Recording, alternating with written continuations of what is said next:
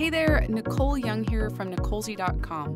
In this tutorial, I'm going to demonstrate how to take a photograph and really intensify it by giving it a beautiful, dramatic black and white treatment. I'm also going to finish it off by adding a preset that has a beautiful texture in it. Let's go ahead and get started. Because I want this image to be black and white, I'm going to go ahead and start out with the black and white workspace. Over in the Filters section, I'm going to click on that Clear Workspace dropdown and choose Black and White. I'm going to click on the red filter icon at the top to give this image kind of an initial punch. The red filter will usually add a good amount of contrast. In this photo, it didn't quite do that. There are not a lot of different colors in it to really create that contrast with the luminance sliders. So I'll go ahead and intensify it by taking the contrast slider and moving it to the right. I'm going to collapse this filter because I'm finished working on it. Next, I'm going to adjust the structure. I'd really like to add structure to this photo, but the only area in the image that I'd like to be affected are the parts that are in focus, and that's going to be the hands. I'm just going to start out by moving this slider to the right, give it a nice punch of structure, and then I'm going to click on that little brush icon and select Brush from the list. I'll make sure that I'm painting in, so I want to see that plus icon, and then I can increase the brush size with that right bracket key.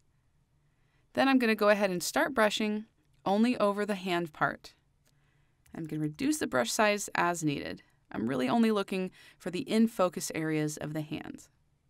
Let me go ahead and toggle this filter on and off so we can see that change. I think that looks great. I'm going to go ahead and collapse that. Let's move on to the curve section. Here I would like to create a nice contrasty punch, and I'm going to do that by making it an S-curve.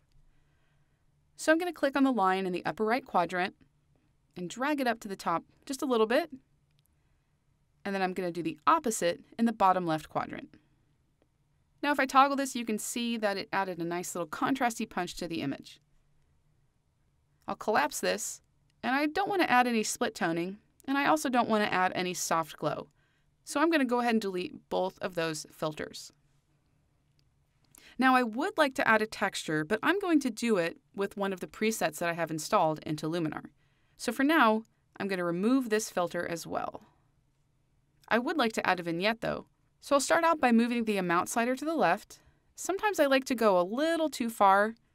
Then I can actually see the vignette that I'm making while I'm changing the other sliders.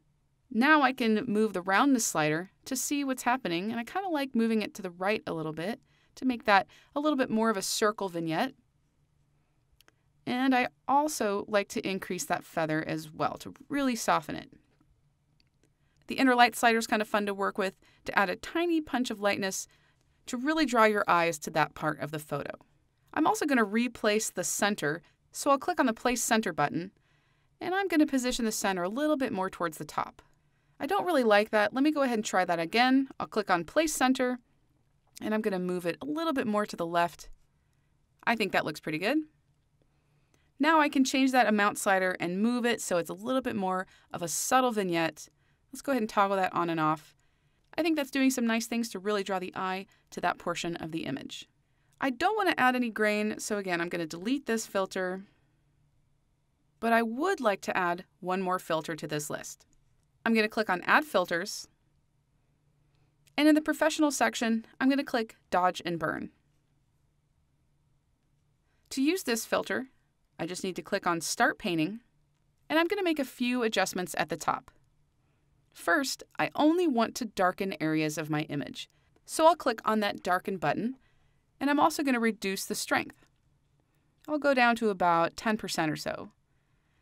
I like to have a very low strength setting when I'm dodging and burning. I think it allows for a better transition and blend of the dodge and burn effect. So I'm going to go ahead and increase that brush size using the right bracket key. And I'm just going to brush over some of the areas I'd like to darken. I'm going to kind of sweep around in a circle here. I'm going to reduce that brush size a little bit. I'm going to intensify some of the shadow areas in the hands.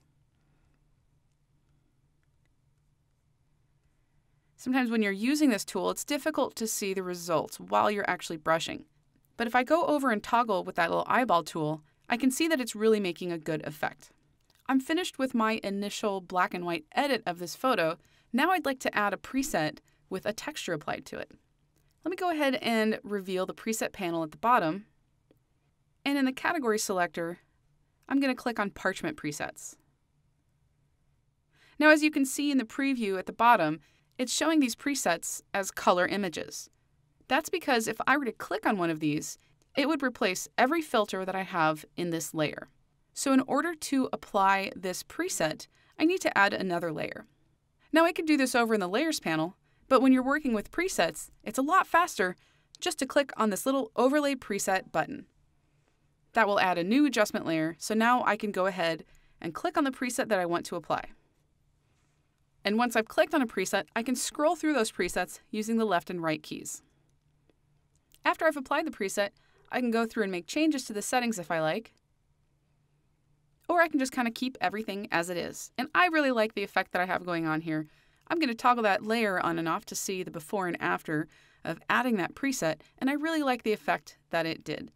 That texture makes it look like a nice kind of an old-fashioned photograph, and the additional filters also really enhance the contrast and tone as well.